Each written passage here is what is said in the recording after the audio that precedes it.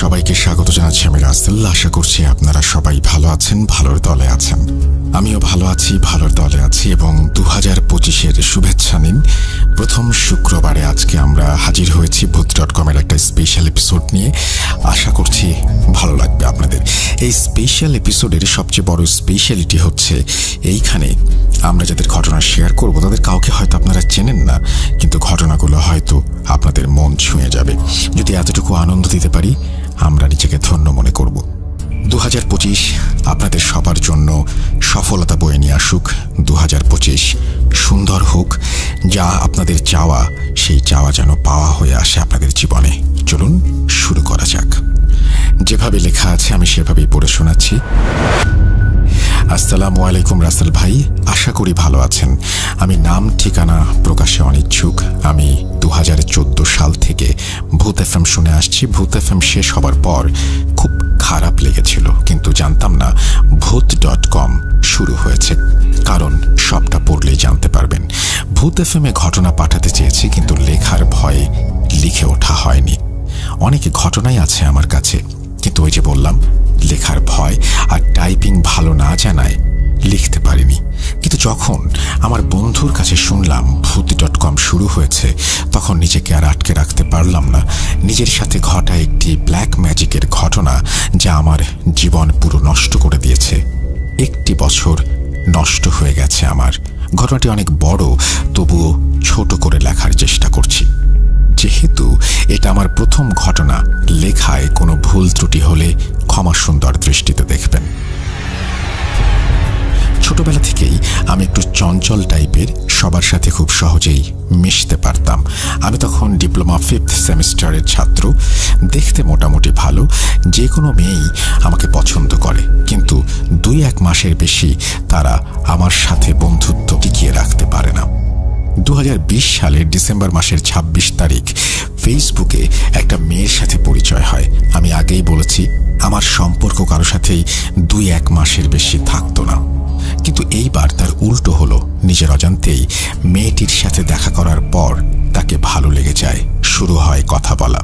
বলে রাখা ভালো, আমি যে পলিটেকনিকে পড়তাম সেটি ছিল এক জেলায়, আর মেয়েটির বাসা ছিল অন্য জেলায়। এর মধ্যে আমার 5th সেমিস্টারের পরীক্ষা শুরু হয়। পরীক্ষা শেষ হবার পর আমি মেয়েটাকে চাপ দিতে থাকি বিয়ের জন্য। সে তার পরিবারকে বলে বিষয়টা, আমিও আমার পরিবারকে জানাই। আমার পরিবার মানলেও তার পরিবার সেটা মেনে নেয় না। আমরা পালিয়ে গিয়ে বিয়ে করার সিদ্ধান্ত নেই। যাই হোক, সে বলে সে সময় পেলে বেরিয়ে চলে আসবে। এর মধ্যে 4টা মাস কেটে যায় এবং 6ষ্ঠ সেমিস্টারের পরীক্ষার 1 মাস বাকি। সে হঠাৎ ফোন দিয়ে বলল, আমি মাওয়াঘাটে আছি, আমাকে নিয়ে যাও। আমি 7-5 না ভেবে মেসে ছোট ভাইকে আর একটা ফ্রেন্ডকে নিয়ে চলে যাই। তাকে নিয়ে সরাসরি আমার বাসায় চলে আসি। যেহেতু আমার পরিবার মেনে নিয়েছিল, তাই তারা আমাদের বিয়েটা দিয়ে দেয়। ভালোই কাটছিল দিনকাল। এর মধ্যে আমার মা তার কাছ থেকে তার পরিবারের নাম্বার নেয় এবং তার পরিবারকে আমাদের ঠিকানা দেয়। পরদিন তার পরিবার আমাদের বাসায় এসে উপস্থিত। আমি দেখে পুরোই হতবাক। কিরে, কিভাবে কি হলো? মায়ের কাছে জানলাম মা আসতে বলেছেন। তারা আমাদের উপরে খুব ক্ষিপ্ত, তাদের না জানিয়ে বিয়ে করার জন্য। অনেক জল্পনা কল্পনা শেষে যখন তারা মেয়েকে নিয়ে যাওয়ার জন্য রাজি করাতে পারল না, তখন তারা খাওয়া দাওয়া শেষ করে চলে যায়। 1 মাসের মতো বাসায় থাকার পর পরীক্ষার সময় হলে আমি কলেজে চলে আসি। এত কিছু কেন বললাম, যাতে আপনাদের বুঝতে একটু সুবিধা হয়। যাই হোক, আমি আসার কিছুদিন পর রমজান মাস শুরু হয়ে যায়। প্রথম রোজার দিন মা ফোন দিয়ে বলে তারা সব মেনে নিয়েছে। আমি ভাবি যাক আলহামদুলিল্লাহ। বেশ ভালোভাবে তখন তারা যোগাযোগ করে আমার সাথে।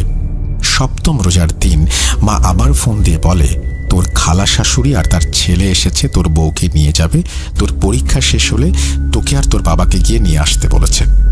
আমি বলি, না, আমি বাসায় না যাওয়া পর্যন্ত কোথাও যাওয়া যাবে না।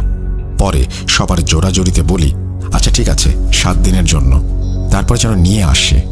তারা বিষয়টা মেনে নেয় এবং তাকে নিয়ে চলে যায়। ঘটনা মূলত এখান থেকেই শুরু। পরদিন তারা বাসায় ফিরে আমায় ফোন না দেওয়ায় আমি দুপুরে ফোন দেই ঠিকঠাক বাসায় পৌঁছেছে কিনা সেটা বোঝার জন্য। ফোন দেওয়ার পর রীতিমতো আমি শকড হয়ে যাই। কথা বলছি, আমি আমার বউ আমাকে বলছে, তুই আমাকে ব্যবহার করেছিস, তুই আমাকে আর কোনো দিন ফোন দিবি না। আমি ভাবছি, এটা কে যে আমায় ছাড়া কিছু বুঝতো না, সে এগুলি কিভাবে বলতে পারলো, ভাবতে পারলো? ফোনের ওই পার থেকে আবার কথা আসলো। এবার তার মা বলছে, তোমায় আমি ছাড়বো না, তোমার জীবনটা আমি নষ্ট করে ছাড়বো। আমি ফোন কেটে দিয়ে বাসায় ফোন দিলাম। মা ফোন ধরেই কাঁদো কাঁদো গলায় বলছে, তোর বউ আমাকে খুব অপমান করেছে, আর তোর শাশুড়ি। আমি ভাবছি, কি হচ্ছে এগুলো?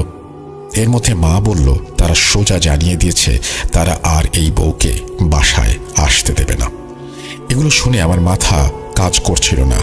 রাগে আমি আর কোনো কথা বলি না। এরপরে তারা আমাদেরকে যারা পাঠাবে না মেয়েটিকে, সেটা আমরা বুঝতে পারি এবং আমি ফোন রেখে শুয়ে পড়ি।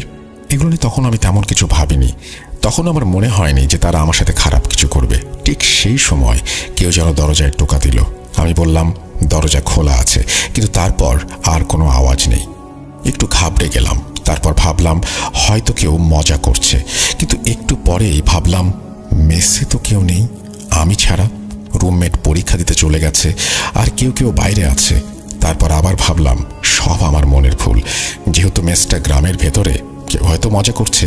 পরীক্ষা পরদিন একটু পড়তে চাইলাম, কিন্তু পারলাম না, শুয়ে পড়লাম। কখন ঘুমিয়ে গেছি জানি না। ঘুমের মধ্যে একটা স্বপ্ন দেখলাম, কে যেন আমাকে বলছে, তুই বাঁচবি না, তোকে মরতেই হবে বলে আমার উপর ঝাঁপিয়ে পড়লো। আমি চিৎকার করছি, কিন্তু আমাকে সাহায্য করার মতো কেউ নেই। আমি হঠাৎ এক সময় খেয়াল করলাম যে আমার ওপর ঝাঁপিয়ে পড়লো সে আর কেউ নয়, আমার স্ত্রী। আমি ভয় পেয়ে গেলাম আর বললাম, তুমি? তারপর আর কিছু মনে নেই। আমার যখন ঘুম ভাঙে তখন আমি তাকিয়ে দেখি আমি মেস মালিকের বাসায়, পাশে ছোট ভাই বন্ধুরা দাঁড়িয়ে আছে। আমি বললাম, আমি এখানে কিভাবে?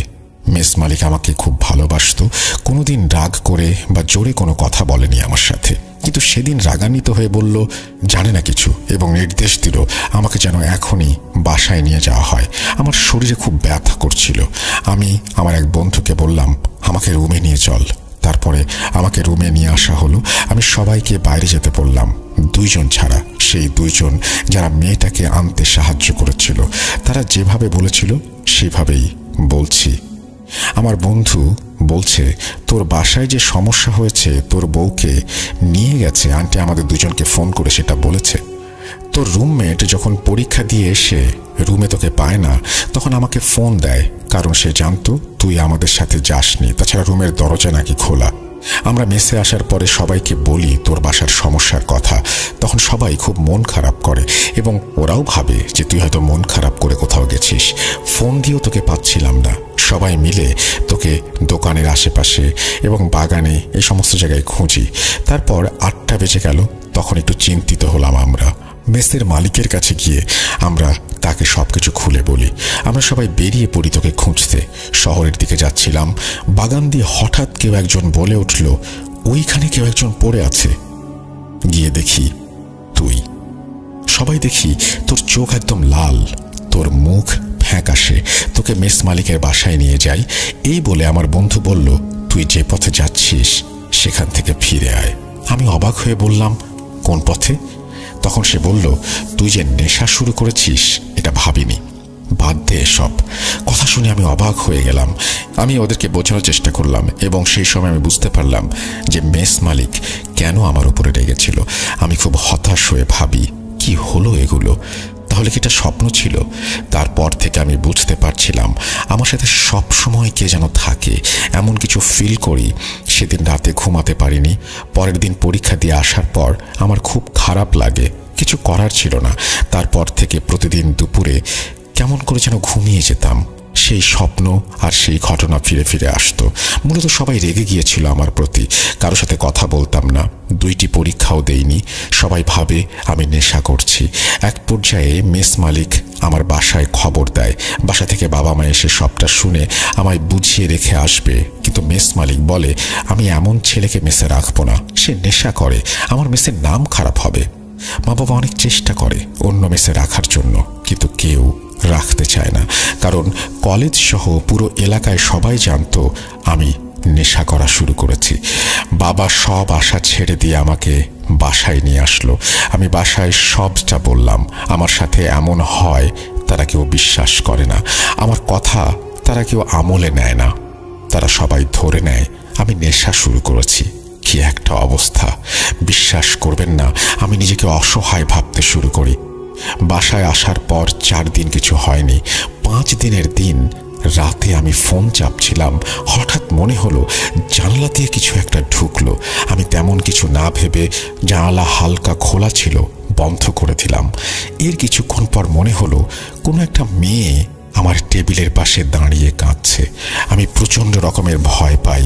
রুমের আলো জ্বালিয়ে যেটা দেখতে পাই সেটা দেখার জন্য আমি প্রস্তুত ছিলাম না। আমি দেখলাম আমার স্ত্রী দাঁড়িয়ে কাঁদছে। ভয়ে আমি শীতল হয়ে যাই। কি বলবো, কাকে ডাকবো কিছুই বুঝতে পারছি না। আমার মুখ দিয়ে কোনো কথা বের হচ্ছে না। কান্না থামিয়ে হাসি শুরু করলো মেয়েটি। বলল, মরবি, তুই মরবি। আমি কি করব ভাবতে পারছিলাম না। হঠাৎ করে মায়ের ডাক শুনে শান্তি এলো মনে। তাকিয়ে দেখি সে নেই। মায়ের কথা শুনে দরজা খুলে দেখি মা বাইরে দাঁড়ানো। মা বলল, তোর দাদি খুব অসুস্থ, দেখে আসি চল। আমি বললাম, বাবা যাবে না? মা বলল, তোর বাবা আগেই গেছে। আমি ফোনের দিকে তাকিয়ে দেখি 11:49 মতো বাজে। কিছু না ভেবে মায়ের সাথে চলে গেলাম। দেখলাম মা দাদি বাড়ি না গিয়ে রাস্তা দিয়ে হেঁটে পুকুরের দিকে যাচ্ছে। বলে রাখা ভালো, আমাদের এদিকে আবাদি জমি নেই বললেই চলে, সব পুকুর। আমি মাকে ডাকতে ডাকতে পেছনে পেছনে যাচ্ছি। হঠাৎ মা আমাদের বাড়ির পাশে বাঁশঝাড়ে এসে থেমে বলে, দাদিকে দেখবি? বলে একটা বিকট হাসি দেয়। আমি মায়ের এমন আচরণ দেখে বললাম, তোমার কি হয়েছে মা, এমন করছো কেন? তখন মা বলছে, তোকে তোর বউয়ের কাছে রেখে যাচ্ছি, বলে আবার হাসতে শুরু করে। আমি ভয়ে ভয়ে মায়ের দিকে তাকিয়ে দেখি কি ভয়ঙ্কর সেই চেহারা। ওটা আমার মা না, আমার দাদি। একটু পিছনে এসে দেখি আমার শাশুড়ি। আমি আমার মাথায় হাত দিয়ে সেখানে বসে পড়ি। কিছুক্ষণ পর খেয়াল করলাম পাশে কেউ নেই। বাসার দিকে যাওয়ার জন্য চেষ্টা করছি, কিন্তু এর মধ্যে ঘটল আর এক ঘটনা। একটা মানুষ বাঁশের ওপর বসে আমার নাম ধরে ডাকছে। আমি আবার ভয়ে শিউরে উঠলাম। অবয়বটিকে দেখতে এমন ছিল 10 থেকে 12 ফুট উচ্চতার একটা মহিলা।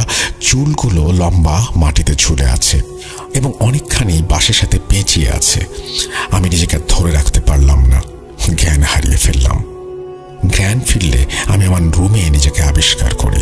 আমি সবাইকে বলি কি হয়েছিল আমার সাথে। আমার সাথে ঘটা সব ঘটনা সবাই শোনে। বলে বউয়ের জন্য আমি পাগল হয়ে গেছি, আবোল তাবোল কথা বলছি। কিন্তু মা তো মা, আমার কথাটা সে বিশ্বাস করে। বাবাকে বলে, বাবা অনেক রেগে যায় আর গালাগালি করে। মা বাবাকে বলে, শোনো, ওর কথা বিশ্বাস করো। না করে কি করবে? গেটে তালা চাবি লাগিয়ে তোমার কাছেই রাখো তাহলে। ও ইচ্ছে হলে যে বাইরে যাবে তার আর উপায় থাকবে না। আর 2 দিন পর জ্ঞান ফিরল। বাবা সেটাও কেন যেন বিশ্বাস করতে চাইছিল না।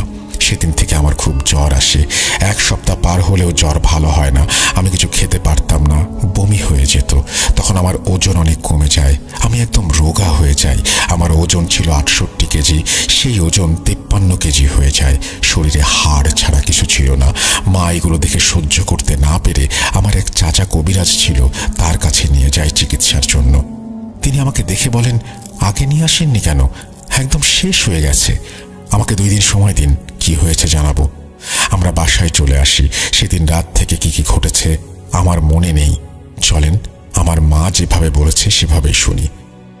সেদিন যখন তোর চাচার কাছে নিয়ে আসি, রাতে তোর বাবা বাজার থেকে এসে তোকে দেখতে যায় তোর রুমে। তখন তুই নাকি তোর বাবাকে অনেক খারাপ ভাষায় গালাগালি করেছিস। তোর বাবা তোকে একটা থাপ্পড় মেরে রুম থেকে আসতে যাবে, তখন তুই নাকি মোটা গলায় বলেছিস, মারলি তো, মরবো তো, আমি এমনি মরবো। তারপর বাবা রুম থেকে রাগ করে বেরিয়ে আসে, আমাকে এসে সব কথা বলে। আমি তোর বাবাকে অনেক বুঝিয়ে ঘুমাতে পাঠাই। রাত ৩টার দিকে একটা স্বপ্ন দেখে ঘুম থেকে জেগে উঠি। উঠে দেখি তোর বাবাও বসে আছে। জিজ্ঞেস করলাম কি হয়েছে।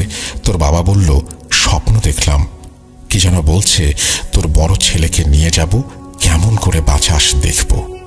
আমি হতাশ হয়ে তোর বাবাকে বললাম, আমিও এই স্বপ্নটাই দেখেছি। তখন তোর বাবা বলে, তোমরাই ঠিক ছিলে, কালোর চাচার কাছে যাব। তখন আমি বললাম, আমি তোমার ছেলেকে নিয়ে গিয়েছিলাম তোমার ভাইয়ের কাছে, 2 দিন সময় চেয়েছে সে।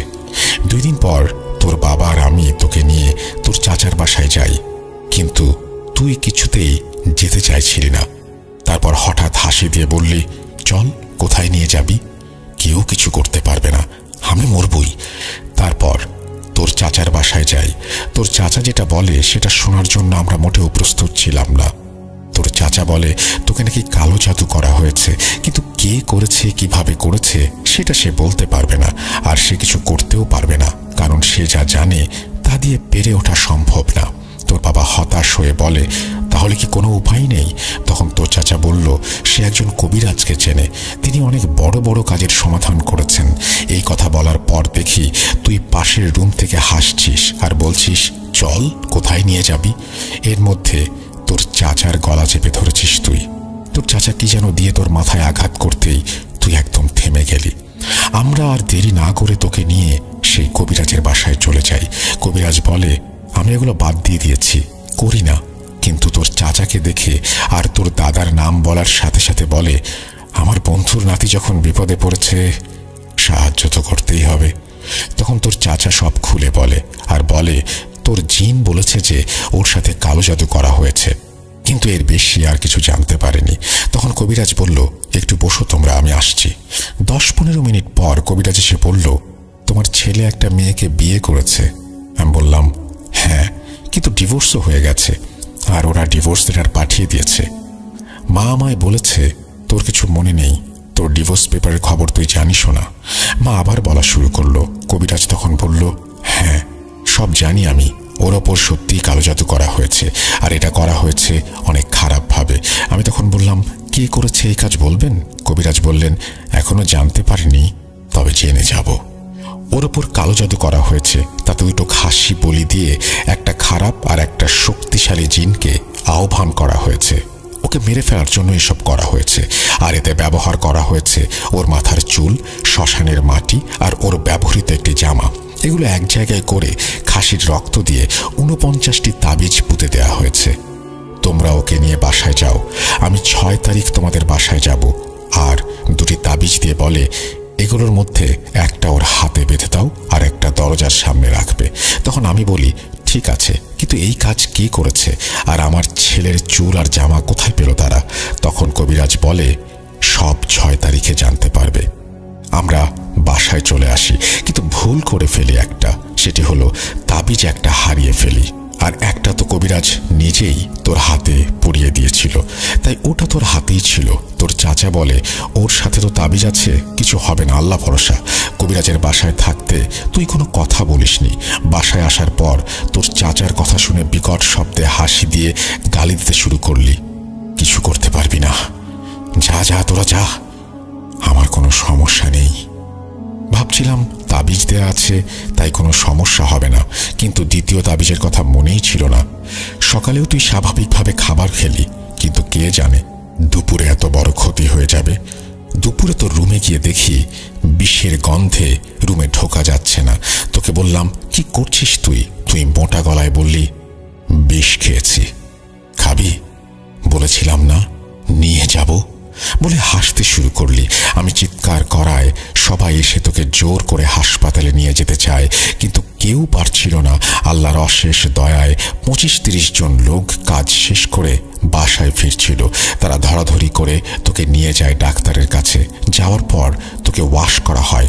তুই একদম সুস্থ হয়ে গিয়েছিলি, একাই বাসায় চলে এসেছিলি, কিন্তু পরদিন সকাল থেকে এমন ঝাঁকুনি শুরু হয়, আবার মেডিকেলে ভর্তি করা হয় তোকে। সবাই অনেক চিন্তায় পড়ে গিয়েছিল তোকে নিয়ে। ডাক্তাররাও কেউ বলতে পারছিল না কি হয়েছে, কি করা যেতে পারে। এমন আচরণ দেখে ডাক্তার বা আশেপাশের মানুষও ভয় পেত। এসবই তোর বাবার মুখে শোনা, আমায় তো যেতে দেয়নি। এর মধ্যে তোর চাচা কবিরাজকে সব খুলে বলে। কবিরাজ অনেক বকা দেয়, বলেছিলাম না দেখে রাখতে। আমার কথা শোনেন নাই, তাবিজও হারিয়ে ফেলেছেন, বলেন নাই। এখন যত তাড়াতাড়ি সম্ভব আমার সাথে দেখা করেন। তোর চাচা কবিরাজের কাছে গেলে আবার দুটো তাবিজ দেয় আর বলে আগে যেটা হাতে আছে ওটা খুলে দিতে হবে, আর এটা পরিয়ে দিতে হবে, একটা বালিশের নিচে রাখতে হবে। এটা করার পর তুই আর কোনো রকম উদ্ভট আচরণ করিসনি, কিন্তু কারোর সাথে কথাও বলিসনি। 13 দিন পর তুই সুস্থ হলে ডাক্তার তোকে ছেড়ে দেয়, কিন্তু তুই কারোর সাথে তখনও কথা বলা শুরু করিসনি। এলাকার সবাই বলে তুই মেয়েটার জন্য বিষ খেয়ে পাগল হয়ে গেছিস।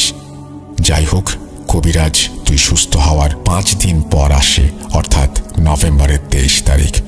তখন তিনি তোর রুমে ঢুকে তোকে আনতে বলে। তোকে একটা গোল বৃত্তের মধ্যে বসানো হয়। তিনি বলেন 1 ঘন্টা আমি একে আটকে রাখতে পারবো। এর মধ্যে জোড়া খাসি একদমে কিনতে হবে, আর 1 মণ মিষ্টি, 3 হাত কাফনের কাপড় লাগবে।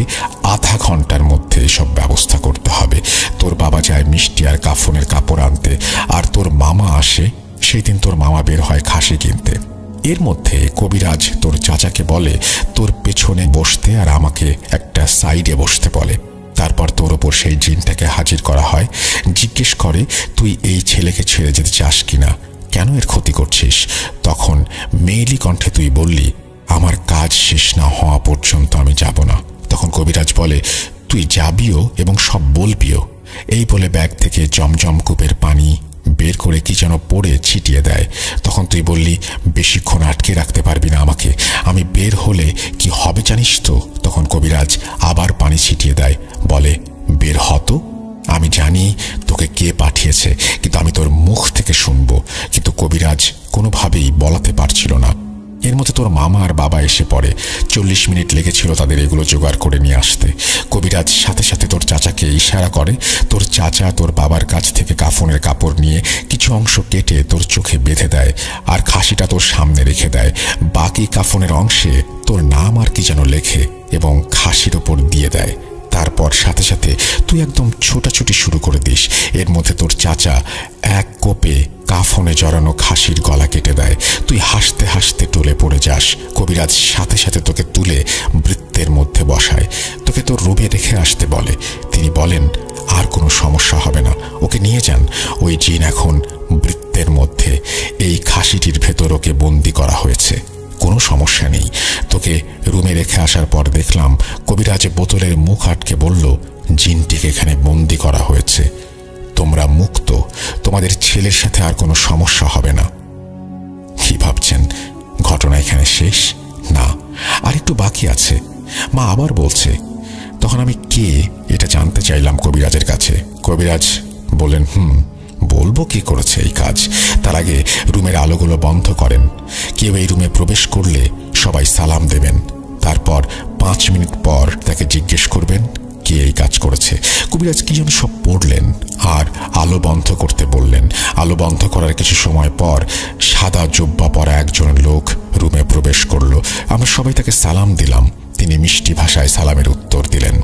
তারপর 5 মিনিট পর তোর বাবা জিজ্ঞেস করলো আমার ছেলের সাথে এমন কাজ কে করেছে। তিনি বললেন তোর ছেলের শাশুড়ি। শুনে আমরা সবাই হতবাক হয়ে গেলাম, মানুষ এতটা নিষ্ঠুর। তোর বাবা আবার জিজ্ঞেস করলো তাহলে চুল আর জামা কোথায় পেল তারা। তখন তিনি বললেন তোরা মেয়েটাকে ভুল বুঝিস না, আর মেয়েটি তোর ছেলের মতোই কালো জাদুতে আসক্ত হয়ে গেছে। তার মা তাকে পুরো নিজের বশে নিয়ে এসেছে। মেয়েটি সত্যিই তোর ছেলেকে ভালোবাসতো। তোর ছেলের জামা আর চুল ওই মেয়েটি নিয়ে গিয়েছিল, আর অনেক কিছুই মেয়েটির কাছে ছিল, তার মা সব ফেলে দিয়েছে। এগুলো থাকার কারণে কাজটি খুব সহজে করাও গিয়েছে। ছেলের কাছেও মেয়েটির চুল আছে, ছেলের মানি ব্যাগে।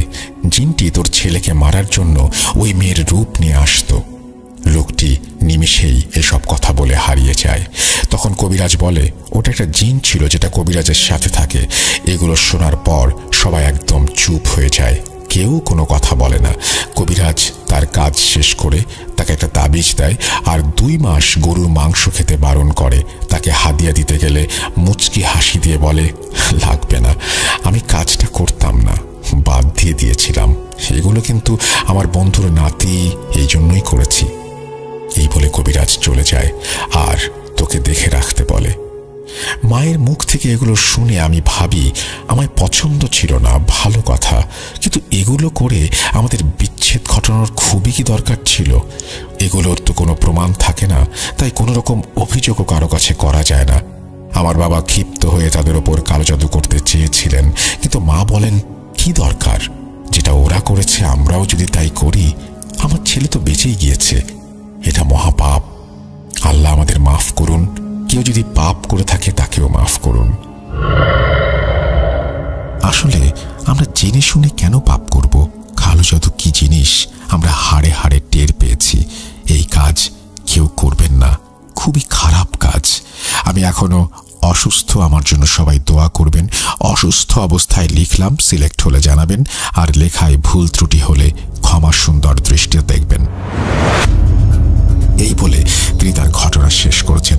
ধন্যবাদ আপনাকে আপনার ঘটনার জন্য। আশা করছি আমাদের এই ঘটনাটি যারা শুনলেন তাদেরও ভালো লেগেছে। আমরা সরাসরি চলে যাব আমাদের পরবর্তী ঘটনায়। আশা করছি আমাদের সঙ্গেই থাকবেন।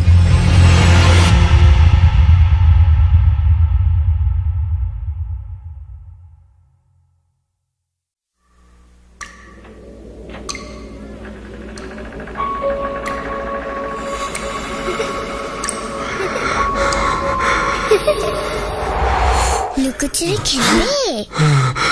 লুকোচুরি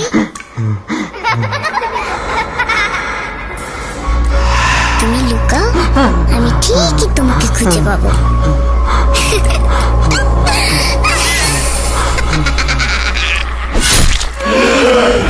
ভূত.com with রাসেল।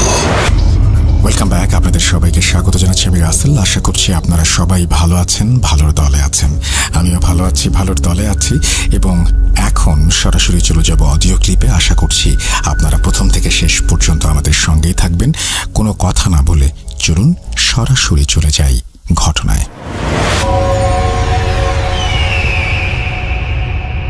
আসসালামু আলাইকুম, আমি পোল্যান্ড থেকে সাবরিনা বলছি। আমি আসলে ভূত FM, ভূত.com দুটারই ভীষণ ফ্যান। আমার প্রতিদিন একটা এপিসোড হলেও ভূত.com এর আমার শুনতে হয়। বিশেষ করে আমি রান্না করার টাইমে তো ভূত.com একটা কমন জিনিস, যেটা চলবে আর আমি রান্না করব। তো আর অবশ্যই অরিজিনাল যে পেজটা আছে সেটাই সাবস্ক্রাইব করা, সেটা থেকেই শুনি। যদিও সময়ের একটা পার্থক্যের কারণে আমি লাইভ শোগুলো শুনতে পারি না, তো পরে রেকর্ডেড যে শোগুলো থেকে সেগুলো আসলে শুনতে হয়। যাই হোক, আমার সাথে আল্লাহর রহমতে কখনো কোনো কিছু আমি ফেস করিনি, আমি কখনো কোনো ঘটনা এরকম ঘটে নাই, বা আমি প্রত্যক্ষদর্শী এরকম ভাবে না। তবে আমি আজকে যে ঘটনাটা শেয়ার করব সেটা আমার বোনের ছেলের সাথে ঘটা।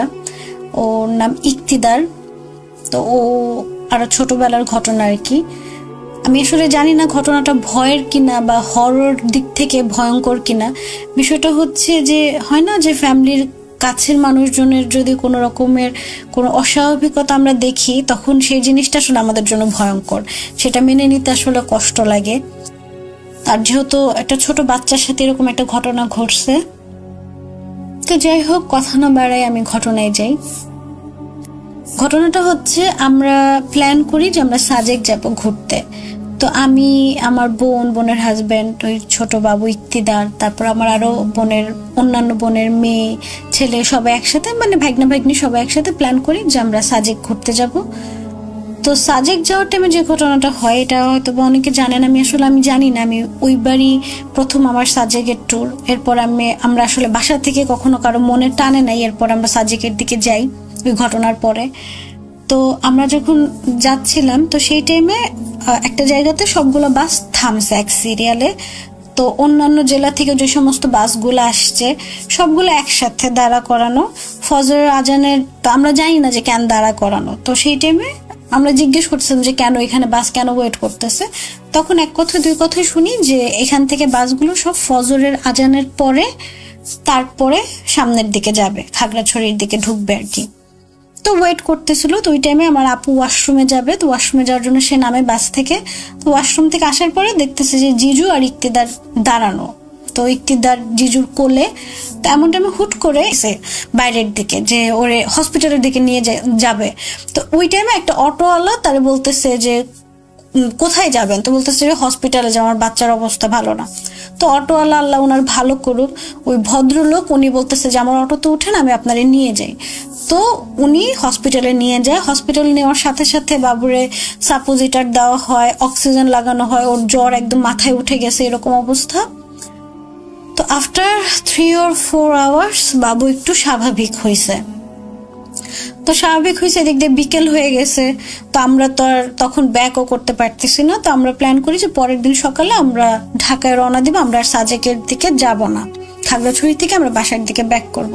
তো বাবুকে নিয়ে আসছে হসপিটাল থেকে হোটেলে। তো তখন বাবু একদম নর্মাল, মানে সকালে যেরকম একটা কিছু, হ্যাঁ ওর শরীর দুর্বল বোঝা যাচ্ছে, বাট ও এমনি নর্মাল, খেলতেছে খাইতেছে, আল্লাহর রহমতে সবকিছু স্বাভাবিক। তো সকালে রাত্রের থেকে ওর আবার জ্বর ওঠা শুরু হয়েছে, সকালে ওর জ্বর, ভীষণ জ্বর। সেই অবস্থাতে আমরা ঢাকায় রওনা দিই, ঢাকায় চলে আসি। ঢাকায় আসার পরে যেটা হয় যে বাবু খালি ভয় পায়, ওর জ্বর থাকে, ও অসুস্থ থাকে আর ভয় পায়, আর এরকম হাত দিয়ে দিয়ে দেখায় যে ভাও ভাও ভাও এরকম করে, চিৎকার করে। তো আমরা বুঝতেছিলাম না, ডাক্তার দেখাইছে, ডাক্তার বলছে ওর অতিরিক্ত জ্বরের কারণে এরকম করতেছে। তো এটা আসলে সাইন্টিফিক ব্যাখ্যায় ডাক্তার বলছে যে ও জ্বর মাথায় উঠে গেছিল, এর জন্য এরকম খিচনি হয়েছে, বা ওইদিকে অক্সিজেন লেভেল কম, বাচ্চার সমস্যা হয়েছে, এটা সাইন্টিফিক ব্যাখ্যা। তো তারপর ওর ভয় পাওয়া কমে না, ওর অসুস্থতা কমে না, এত ডাক্তার এত মেডিসিন কোনো কিছুতেই কাজ হচ্ছে না, ও ভয় পাচ্ছে। আর ভয় পাইলে ওর এরকম জ্বর আসে। তো ওরা তখন গাজীপুর থাকে, তো গাজীপুর থেকে ওরা আবার ঢাকায় নিয়ে আসছে আমাদের বাসায়। বাসায় আসার পরে আমাদের যে মসজিদের যে ইমাম সাহেব, তাকে ভাইয়া বলে যে আপনি একটু আসবেন হুজুর, ওরে একটু ঝেড়ে দেওয়ার জন্য বা দেখার জন্য যে কি হয়েছে। তো ইমাম সাহেব নিচে বসা আমাদের ড্রয়িং রুমে, আর উপরে বেডরুমে ইক্তিদার খেলতেছিল। তো ইক্তিদারকে উপর থেকে নিচে নিয়ে আসতেছে। তো ও জাস্ট সিঁড়ির এক সাইড থেকে ইমাম সাহেবকে দেখছে, দেখে ও চিৎকার শুরু করছে, লিটারালি ও জোরে জোরে চিল্লানো শুরু করছে। মানে ও থাকবে না, ও নিচে কোনোভাবেই থাকবে না, ওরে কেউ ধরে রাখবে না, মানে ও চিল্লাচিল্লি শুরু করছে, মানে ধরাও যাচ্ছে না এরকম একটা অবস্থা। তো ইমাম সাহেব বললো আচ্ছা ঠিক আছে ঠিক আছে, ও হয়তো বা ভয় পাইতেছে, আচ্ছা ঠিক আছে ওরা উপরে নিয়ে যান। তো ওরা উপরে নিয়ে গেছে। তো যাওয়ার পরে ইমাম সাহেব যেটা বললো যে ও কোনো কিছু দেখে ভয় পাইছে, ও তো ছোট মানুষ, কথা তো বলতে পারে না স্পষ্টভাবে বা ক্লিয়ার না যে ও বলবে যে কি দেখছে, বা খারাপ কিছু দেখছে ভালো কিছু সেটা তো বলতে পারতেছে না, বাট যেটাই দেখছে ও হয়তো বা খারাপ কোনো কিছু দেখছে, যেটা দেখে ও ভয় পাইছে। আর ভয় পাওয়ার কারণে ও এরকম করতেছে, আর এরকম এরকম ও হয়তো কিছু দেখে যেটা ওরে দেখা দেয়, আর ও এরকম ভাও ভাও বলে। তো এটা হলো ইমাম সাহেবের ব্যাখ্যা। তারপর ইমাম সাহেব হলো পানি পড়া দেয়। তো পানি পড়া দেওয়ার পরে আপু ও খেলতেছিল, তো পানি পড়া নিয়ে যে আমার ভাগ্নি হয়তো বা, হ্যাঁ আপু বা আমার ভাগ্নি দুজনের একজন পানি পড়া উপরে নিয়ে গেছে। যাওয়ার পর ও খেলতেছিল, উল্টা দিকে ফিরে আর কি ও খেলতেছে। তো পিছন থেকে জাস্ট ওর গায়ে পানি পড়াটা ছিটা দেওয়া হয়, আর ও চিৎকার করে ওঠে, এমন ভাবে চিৎকার যে রাগ করতেছে, মানে খুব বিরক্ত হয়েছে, এরকম একটা ওর অ্যাটিটিউড ছিল ওই টাইমটায়।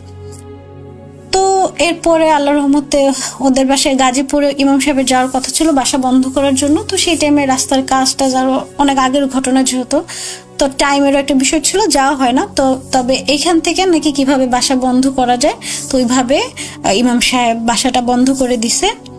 তো আর পানি পড়া দেয়, আল্লাহর রহমতে দেখা গেছে এরপর থেকে বাবুর যে ভয় পাওয়ার যে বিষয়টা সেই জিনিসটা রিকভার হয়েছে, আল্লাহর রহমতে সুস্থ ছিল, মানে রিকভার করছে আর কি। এখন আমি জানি না এটা ভয়ের ঘটনা বা ভয়ঙ্কর কোনো কিছু বা কি, তবে যেটা আমরা যতটুকু শুনছি বা যতটুকু দেখছি সেই প্রেক্ষিতে বললাম। কারণ ও যদি কোনো কিছু নাই দেখতো বা ওর সাথে যদি কোনো কিছু নাই হইতো, ও হয়তো বা এরকম ভাবে হাত দিয়ে দিয়ে দেখায় কোনো কিছু বলতো না যে ও মানে ওখানে কিছু একটা আছে, ও ভয় পাচ্ছে, এই জিনিসটা হয়তো ও প্রকাশ করতে পারতো না, বা ও ইমাম সাহেবকে দেখে এত রিয়াক্ট করার কিছু ছিল না, বা পানিটা দেওয়ার কারণে ওর রিয়াক্ট করার কিছু ছিল না। এখন বাকিটা আল্লাহ ভালো জানে। তবে আলহামদুলিল্লাহ বাবু সুস্থ আছে, এখন তো স্কুলে যায়, মাশাআল্লাহ বড় হয়ে গেছে। তো সবাই দোয়া করবেন যেন বাবু সুস্থ থাকে, ভালো থাকে।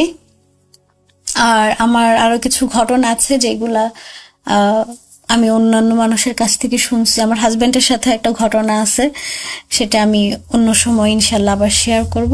সবাই ভালো থাকবেন, আল্লাহ হাফেজ, আসসালামু আলাইকুম।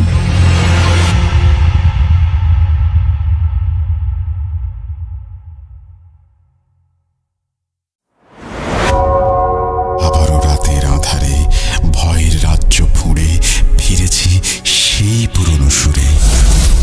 বিশ্বাস করা বা না করা আপনার ব্যাপার, but the old music comes alive. Bhoot.com, The Fear Returns with Russell. Welcome back. আপনাদের সবাইকে স্বাগত জানাচ্ছি আমি রাসেল। আশা করছি আপনারা সবাই ভালো আছেন আর ভালোর দলে আছেন। আমি পরবর্তী ঘটনায় যাচ্ছি কথা না বাড়িয়ে, এবং যেভাবে লেখা আছে সেভাবেই শুরু করছি। আসসালামু আলাইকুম রাসেল ভাই ও প্রিয় লিসেনার, আশা করি আপনারা সবাই ভালো আছেন। আমি মোহাম্মদ শাহাদাত খান। আমার বাড়ি সিরাজগঞ্জ জেলার কামারখন্দ থানার ছোট ধোপাকান্দি গ্রামে। আজকে আমি যে ঘটনাটি শেয়ার করব সেই ঘটনাটি আমি আমার নানার কাছ থেকে শুনেছি, এবং আমার নানা শুনেছে তার দাদার কাছ থেকে। লেখায় ভুল ত্রুটি হলে ক্ষমা সুন্দর দৃষ্টিতে দেখবেন। বেশি কথা না বলে ঘটনায় চলে যাওয়া যাক। ঘটনাটি ঘটে 1907 কি 8 সালে। ঘটনাটি যার সাথে ঘটে তার নাম মোতালেব। মোতালেবের দাদা ছিলেন একজন কবিরাজ, তার নাম ছিল বুন্দি মিয়া। এই বুন্দি মিয়া কাজগুলো করে থাকত 1600 জিনের সাহায্যে। মোতালেব ছিল অনেক সাহসী, তাই সে 1600 জিনের সর্দারকে হাজির করা শিখতে জিদ ধরে। বুন্দি মিয়া মানা করে এবং বলে, তোর বয়স হয়নি, তোকে শেখানো যাবে না, তুই ভয় পাবি। কিন্তু মোতালেব তা শুনতে নারাজ। তাই বুন্দি মিয়া বাধ্য হয়ে মোতালেবের বাবাকে বলে, তোমার ছেলে তো বায়না ধরেছে 1600 জিনের সর্দারকে হাজির করা শিখবে, তুমি কি বলো? মোতালেবের বাবা বলে, ছেলের তো অনেক সাহস, শিখতে চাইছে, শেখাও। তুমিই তো কাজ করাও, সবকিছু শিখিয়ে যাও, কাজকর্ম করে খেতে পারবে। দাদা বলে, তুমি যখন বলছো তাহলে আমি শেখাবো। এরপর দাদা মোতালেবকে ডেকে পাঠায় এবং বলে, তাহলে তুই শিখবি, ভয় করা যাবে না, কিন্তু ভয় করলে তুই মারা যাবি। মোতালেব বলে, ভয় পাও কেন, তুমি শেখাও। দাদা বলে, এটা তো একদিনে শেখানো যাবে না, 7 দিনে শেখাতে হবে। মোতালেব বলে, আচ্ছা ঠিক আছে। প্রথম দিন দাদা মোতালেবকে ডেকে পাঠায় এবং বলে, আজকে রাত্রে রেডি থাকিস, আজকে অল্প কিছু শেখাবো। মোতালেব সারাদিন কাজকর্ম করে দাদার কাছে যায় এবং বলে, কি শেখাবা শেখাও। দাদা তাকে একটা দোয়া শেখায় এবং বলে, পাশে যে ময়না বাড়ির ভিটে আছে ওইখানে গিয়ে এই দোয়াটা পড়তে হবে এবং একটা গোল বৃত্ত আঁকতে হবে। বৃত্তের ভেতরে জায়নামাজ পেরে জায়নামাজের ওপর তসবিহ হাতে বসে পড়তে হবে এবং দোয়াটা পড়তে হবে এবং কোনো ভয় পাওয়া যাবে না। মোতালেব দাদার কথা মতো রাত 1টার দিকে সেখানে যায় এবং দাদার শেখানো কাজগুলো করে। কিছুক্ষণ পর সে দেখতে পায় বৃত্তের চারপাশে অনেক পিঁপড়া ঘোরাঘুরি করছে এবং এক পর্যায়ে তারা চলে যায়। ফজরের আজান হলে মোতালেব বাড়ি ফিরে আসে। দাদা সকালে এসে বলে, নাতি রাতে কি দেখলা? মোতালেব বলে, অসংখ্য পিঁপড়া এবং মাজুল। দাদা বলে, ভয় পেয়েছ? মোতালেব বলে, না, পিঁপড়া দেখি কেউ ভয় পায়? দ্বিতীয় দিন দাদা মোতালেবকে আবার ডেকে পাঠায় এবং বলে, আজকে যাবে বাগিচা বাড়ি আর জঙ্গলে। তো মোতালেব আগের দিনের মতোই সেখানে যায় এবং কাজগুলো করে এবং সে কিছুক্ষণ পর দেখতে পায় তার চারপাশে অসংখ্য সাপ। পিঁপড়াগুলোর মতোই সাপগুলো বৃত্তের চারপাশে ঘোরাফেরা করছে এবং তারা চলে যায়। ফজরের আজান হলে মোতালেব বাড়ি ফিরে আসে। তৃতীয় দিন দাদা মোতালেবকে পুনরায় বসতে বলেন। মোতালেব সেদিন যায় এবং অনেক ভাল্লুক ওই দিন তার বৃত্তের চারপাশে ঘোরাঘুরি করে। চতুর্থ দিন দাদা মোতালেবকে বলে, আজকে যেতে হবে মুগবেলাই কবরের পাশের ভিটায়। মোতালেব সেখানে যায় এবং বসে থাকে আর দেখতে পায় বড় বড় হাতি। হাতিগুলো ঘোরাঘুরি করে একটা সময় চলে যায়। পঞ্চম দিন দাদা মোতালেবকে বলে, আজকে যেতে হবে বসির তালুকদারের জঙ্গলে। মোতালেব সেখানে বসে। একটা সময় সে শুনতে পায় কিছু একটা তার দিকে আসছে। সে চোখ মেলে দেখতে পায় বড় বড় আকৃতির ঘোড়া তার দিকে দৌড়ে আসছে। ঘোড়াগুলো তার কাছে আসে এবং চারপাশে ঘোরাঘুরি করে। ষষ্ঠ দিন দাদা তাকে বলে আজকে যেতে হবে কালীবাড়ি। আগের দিনের মতোই সে বৃত্ত এঁকে তার ভেতরে জায়নামাজ বিছিয়ে তসবিহ হাতে বসে থাকে এবং সে দেখতে পায় এটা প্রতিদিনের চেয়ে একটু ভিন্ন। চারপাশে মাটি ভেঙে যাচ্ছে এবং নদী হয়ে যাচ্ছে। আরেকবার ভাঙলেই সে নদীতে পড়ে যাবে। তখনই ফজরের আজান দেয়। সে বাসায় চলে আসে। দাদা সকালে আসে এবং বলে আজকে কি হলো? মোতালেব বলে আজকে আমার চারপাশে মাটি ভেঙে নদী হয়ে গিয়েছিল, আর একবার ভাঙলেই আমি নদীতে পড়ে যেতাম। দাদা বলে ভয় করেছে? মোতালেব বলে ভয় করেনি, তবে ভয় না করার মতোও না। দাদা বলে আর কিছু না, কালকে কিন্তু জিনের সর্দার আসবে এবং তোমাকে দেখা দিতে পারে, তুমি চোখ সরাবে না, দেখবে সে কি করে। তো সে এবার সপ্তম দিন ফকির বাড়ি জঙ্গলে যায় এবং রাত 1টার দিকে বৃত্ত এঁকে জায়নামাজ বিছিয়ে তসবিহ হাতে বসে থাকে। একসময় সে দেখতে পায় 4 বেহারার একটা পালকি তার দিকে এগিয়ে আসছে এবং তার সামনে এসে পালকিটা থেমে যায়। পালকির ভেতর থেকে কর্কশ কণ্ঠে ধমক দিয়ে কেউ একজন বলে এই বেটা, প্রতিদিন ডাকছিস কেন? মোতালেব বলে আমি উস্তাদি শেখার জন্য আপনাকে ডেকেছি। পালকির ভেতর থেকে বলে ওস্তাদি শিখবি? মোতালেব বলে জি। কিছুক্ষণ চুপ থেকে সে একটা ধমক দেয়। পুরো জঙ্গল কেঁপে ওঠে। মোতালেব চমকে ওঠে। পালকির ভেতর থেকে রাগী কণ্ঠে বলে আমার ধমকই সহ্য করতে পারছিস না, আবার ওস্তাদি শিখতে চাস? এটা বলে সজোরে একটা থাপ্পড় দেয় মোতালেবের বাম গালে। বাম গালের চাপা ডান গালের সাথে এসে যেন লেগে যায়। মোতালেব জ্ঞান হারায়। সকালে দাদা আসে এবং মোতালেবের বাবাকে বলে মোতালেব কই? মোতালেবের বাবা বলে মোতালেব তো এখনো আসেনি। দাদা বলে তাহলে ওকে নিয়ে আসতে ফকির বাড়ির জঙ্গলে যেতে হবে। পরে কয়েকজন মিলে সেখানে গিয়ে দেখে মোতালেব অচেতন অবস্থায় পড়ে আছে। তাকে বাড়িতে নিয়ে আসা হয়। জ্ঞান আসলে তাকে জিজ্ঞেস করা হয় কি হয়েছিল। মোতালেব ধীরে ধীরে বলতে শুরু করে রাতে কি হয়েছিল। সব শুনে দাদা বলে আমার আর কিছু করার নেই, তোমার ছেলে আর 7 দিন বাঁচবে। এবং দাদার কথা মতো মোতালেব 7 দিন পরে মারা যায়।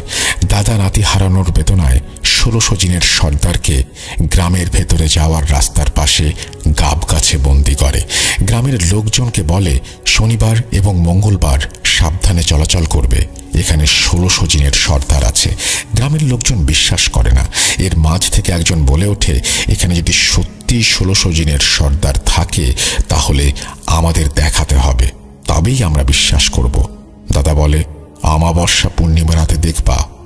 তারপর অমাবস্যা পূর্ণিমা রাতে গ্রামবাসীকে নিয়ে গাব গাছের কাছে যায় এবং বলে 1600 জিনের সর্দার দেখা দাও, গ্রামের লোকজন তোমাকে দেখতে চায়।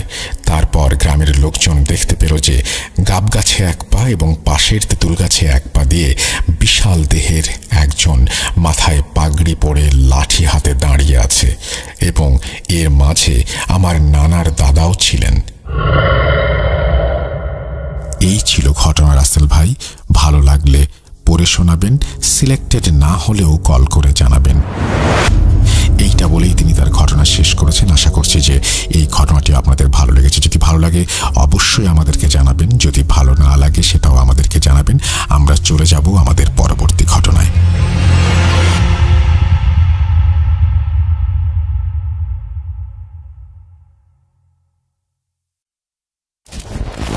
Bhoot.com with Russell. Welcome back. আপনাদের সবাইকে স্বাগত জানাচ্ছি। আমি রাসেল। আশা করছি আপনারা এনজয় করছেন প্রথম থেকে শেষ পর্যন্ত। কোনো কথা না বাড়িয়ে আমরা সরাসরি চলে যাব আমাদের পরবর্তী ঘটনায়। আসসালামু আলাইকুম রাসেল ভাই, আশা করি ভালো আছেন। দেখতাম রাতে ভয়ও পেতাম, স্বপ্নও দেখতাম বা স্বপ্ন দেখে ভয়ও পেতাম, কিন্তু কি স্বপ্ন দেখতাম এগুলো আমি মনে রাখতে পারতাম না। ভয়ের স্বপ্ন দেখতাম শুধু এতটুকু মনে আছে যে ভয় পেয়েছি কোনো একটা কারণ। তারা দেয়, একটা তাবিজও দেয়। তো যাই হোক, তাবিজ নেওয়ার পরে অনেক দিনই ভালো ছিলাম।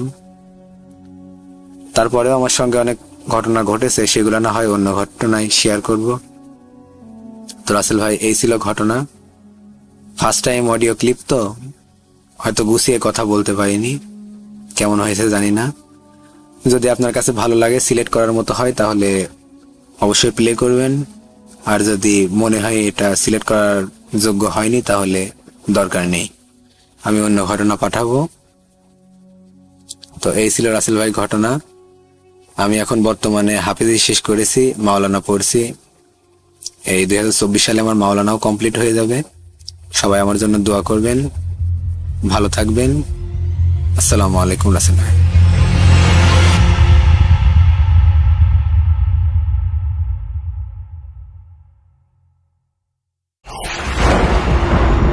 লুকোচুরি খেলবে?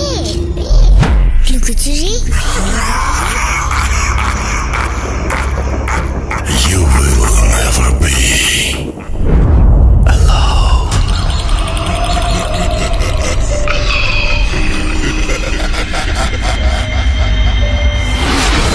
Foot.com. The fear returns with Russell. Welcome back. আপনাদের সবাইকে স্বাগত জানাচ্ছি আমি রাসেল। আশা করছি আপনারা সবাই ভালো আছেন আর ভালোর দলে আছেন। আমিও ভালো আছি, ভালোর দলে আছি। আমরা আজকে বছরের প্রথম শুক্রবারে আপনাদের সামনে দারুণ একটা এপিসোড নিয়ে আসছি বলে আমরা বিশ্বাস করি। কতটুকু ভালো লাগছে বা কতটুকু আনন্দ দিতে পারছি সেটা আমি জানি না, তবে আমরা চেষ্টা করছি আমাদের সাধ্যমতো আপনাদেরকে আনন্দ দেওয়ার জন্য। এখন আমরা সরাসরি পরবর্তী ঘটনায় যাব। আশা করছি এই ঘটনাটি আপনাদের ভালো লাগবে। যেভাবে লেখা আছে আমি সেভাবেই পড়ে শোনাচ্ছি। আসসালামু আলাইকুম রাসেল ভাই, আশা করছি আপনি ভালো আছেন, কারণ আপনি সবসময় ভালোর দলেই। আমি মোহাম্মদ আনিসুর রহমান, বাসা নওগাঁ জেলার মহাদেবপুর উপজেলার নওহাটা মোড় নামক গ্রামে। আমি খুব একটা বেশি কথা বলতে পছন্দ করি না, তাই আমি আমার ঘটনায় সরাসরি চলে যাচ্ছি। 90 দশকের ঘটনা। ঘটনাটি আমার প্রতিবেশী এক চাচার সাথে ঘটেছে। চাচার নাম ছিল এমদাদুল। সেই সময়ে এমদাদুল চাচার অনেক অভাব ছিল। তার সংসারে ছিল 4 বছরের এক ছেলে, ওনার বউ এবং উনি। অভাব অনটনে তাদের দিন চলছিল, তাই তিনি রাতের বেলাও কাজ করতেন, আবার দিনের কিছু সময়েও কাজ করতেন। রাতের বেলা যেটা করতেন সেটা হলো চাউলের মিলে ধান ভাঙা। তো তখন অটোমিল ছিল না। যেই মালিকের চাউল মিলে কাজ করত সেই মালিকের দিনের বেলা আবার ধানের জমিতে কাজ করত। ওই মালিকের আর এমদাদুল চাচার বাড়ি লাগালাগি গ্রাম হওয়ায় দিনের বেলায় কাজ করত। তো এরকম কাজ করেই তার সংসার চলছিল। রাতের বেলা যেভাবে কাজ করত সেটা হলো চাউল মিলে 2-3 দিনে 300 মণ ধান শুকাতো, আর সেটা এক রাতেই চাল বের করতে হতো। তবে 300 মণ ধান ভাঙতে এক রাত লাগতো না, যদি ঠিক মতো কারেন্ট থাকে। আবার কোনো সমস্যার কারণে 200 মণ ধান চাতালে শুকাতে দেওয়া হয়। এই 200 মণ ধান ভাঙার জন্য সন্ধ্যাবেলা গেলে 2টা-3টার মধ্যেই হয়ে যেত। যে রাতের ঘটনা সেই রাতটা ছিল শীতকাল। কোনো কারণে সেদিন 200 মণ ধান ভাঙার কথা ছিল। তো সেদিন তিনি সন্ধ্যার সময় ধান ভাঙতে শুরু করলেন। ঠিকমতো কারেন্ট থাকার ফলে 2টা-2:30টার মধ্যেই ধান ভাঙা শেষ হয়ে গেল। তিনি ঠিক করলেন যে সকালবেলা পর্যন্ত দেরি না করে এখনই বাড়ির পথে রওনা দেবেন, কারণ যে মালিকের চাউল মিলে ধান ভাঙত সেই মালিকের ধানের জমিতে পানি দিতে হবে। আর ভোরবেলা মেশিন স্টার্ট করলে বিকেল হতে হতে পানির সেচ হয়ে যাবে। এতে করে ঘুমানোর সময়টা একটু পাবেন তিনি। যেই কথা সেই কাজ, রওনা দিলেন বাড়ির উদ্দেশ্যে। বলে রাখা ভালো যে তিনি অনেক সাহসী। এই ধরেন ভূত, জিন এই সব কিছুতেই তিনি ভয় পেতেন না। মিল থেকে বাড়িতে আসার জন্য 2টা রাস্তা ছিল। একটা ছিল পাকা সড়ক, আর একটা ধানের ক্ষেতের মধ্য দিয়ে। যদি পাকা সড়ক দিয়ে আসেন তাহলে বাড়ি আসতে সময় লাগবে 1.5 ঘন্টা, আর ধান ক্ষেত দিয়ে আসলে সময় লাগবে 1 ঘন্টা। ভোরবেলা মেশিন স্টার্ট করতে হবে বলে তিনি শর্টকাট রাস্তা ধরলেন। চারিদিকে কুয়াশা পড়েছে। ধান ক্ষেতের মোটা আলপথ ধরে হাঁটছেন তিনি। বিশাল ধান ক্ষেত, সেই মাঠের মাঝে একটা পুকুর আছে, আর পুকুর পাড়ে একটা গাছ আছে যেখানে হিন্দু সম্প্রদায়ের মানুষ পূজা করে। ওইটার কাছাকাছি আসতেই শুনতে পেলেন দূর থেকে একটা ঝনঝন করে আওয়াজ আসছে, আর চারিদিক থেকে কুয়াশা পড়েছে বলে আগুনের গোলা ওপর থেকে পড়ছে সেটা বোঝা যাচ্ছে। কে জানি লম্বা প্রায় 10-12 ফিটের মতো হবে একজন মানুষ আসছে। ওইটা মানুষ হবে কি না জানি না, তবে মানুষ যে আসছে বা মানুষের মতো কিছু একটা সেটা বোঝা যাচ্ছে। মাথার অংশ থেকে আগুন বের হচ্ছে। যে আলপথে দিয়ে এমদাদুল চাচা যাচ্ছেন সেই রাস্তা ধরেই সে আসছে। এমদাদুল চাচা থমকে দাঁড়ালেন। এমদাদুল চাচা যেখানে দাঁড়ালেন সেখানে তার ডান পাশে 40 ফিট দূরে ওই পুকুর আর গাছ অবস্থিত।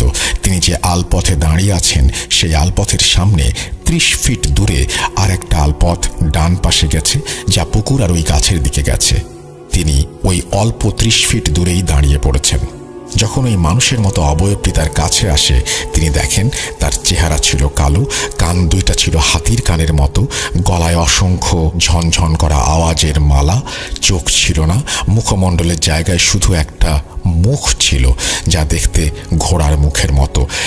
সেখানে থেকেই আগুনের ফুলকি বের হচ্ছে। হাত ছিল একটা, সেই হাত দিয়ে ঝনঝন করে আওয়াজ করা মালাটা ধরে রেখেছেন। এমদাদুল চাচার মনে হয় এই প্রথম ভয়ে শরীর কাঁপুনি দিয়ে উঠল। আর এরকম ভয় পাওয়ারই কথা। এর আগে যতগুলোর সাথে তার দেখা হয়েছে তাদের কারোরই এরকম অগ্নিমুখ ছিল না। গ্রামের মানুষ জানে এসব এন্টিটি নাকি আগুন দেখলে কাছে আসে না, কিন্তু এটার ক্ষেত্রে বিপরীত। এটা তিনি কল্পনাও করেননি। যাই হোক, সেদিন তিনি ঠাঁই হয়ে দাঁড়িয়েছিলেন। শীতকালেও এমন অবস্থা যে শরীর ঘেমে নিয়ে একাকার।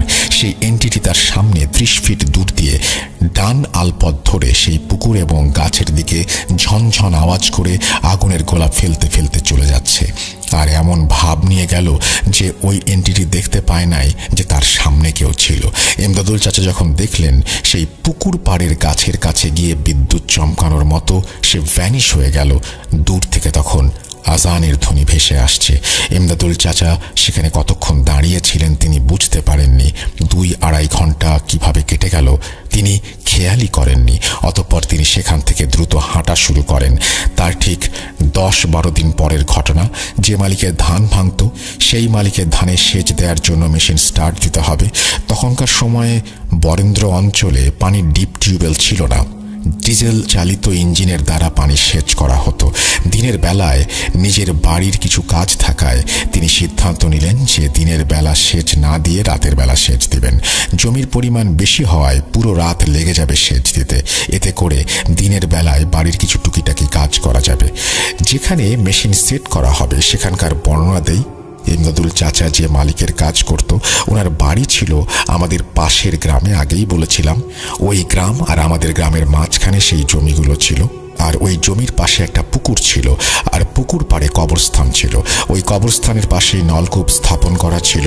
যাই হোক, তিনি সন্ধ্যার আগেই মেশিন স্টার্ট দেন। তারপর তিনি ঘুরে ঘুরে সব জমির আলপথগুলো কেটে দিলেন।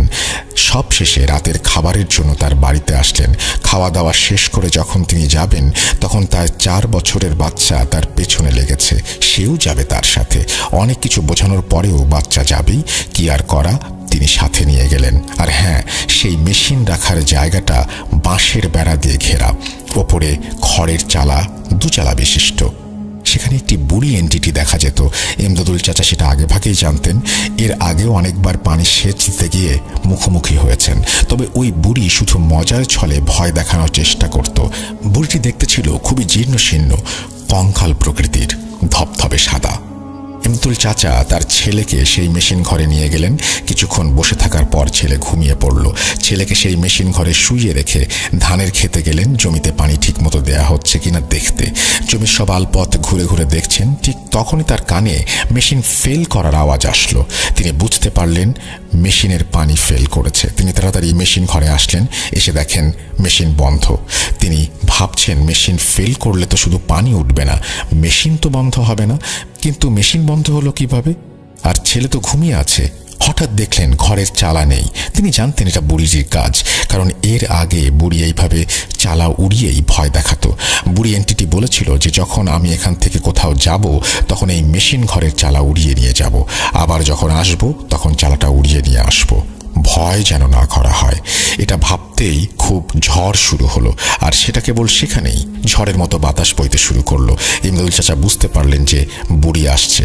আর বুড়ি তার সামনে ভাসমান অবস্থায় এসে বলল, কি কিরে ভয় পেয়েছিস? চাচা বলল, ভয় পাবো কেন, কিন্তু এরকম করা কি উচিত? আমার ছেলেকে নিয়ে এসছি। বুড়ি বলল, আচ্ছা ঠিক আছে, আর হবে না। তখনই ইমরুল চাচা রাগান্বিত হয়ে বললেন, তুমি এরকম চালা উড়িয়ে নিয়ে যাচ্ছ, মেশিন বন্ধ করছো কেন? তখন বুড়ি বলল, আমি কিছু করিনি রে, আমার এক নাতি এসেছিল, সে এরকম করেছে।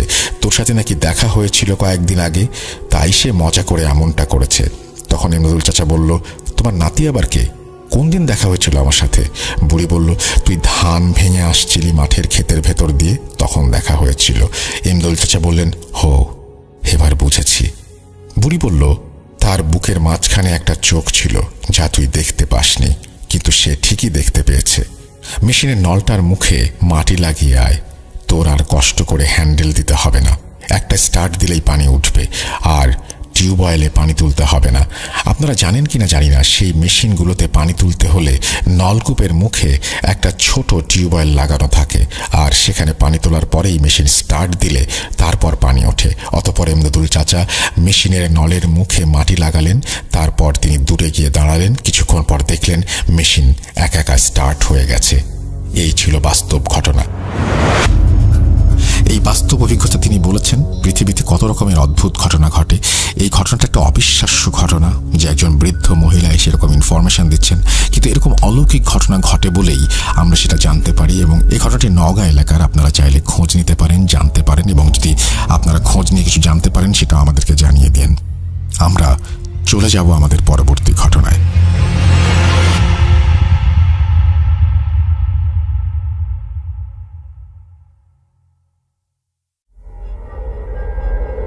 Spirit, be here with me.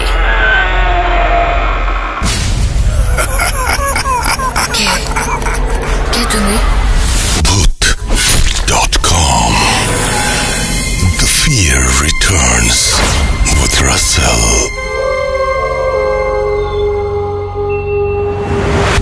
Welcome back.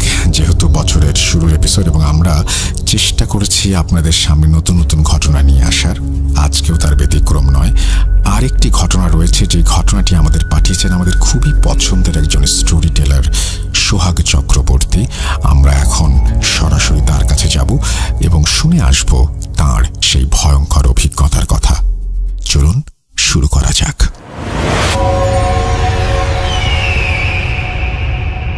Deer listener, কেমন আছেন? ঘটনাটি সবার উদ্দেশ্যে শেয়ার করবেন, আর আপনারা সবাই ভালো থাকবেন, সুস্থ থাকবেন।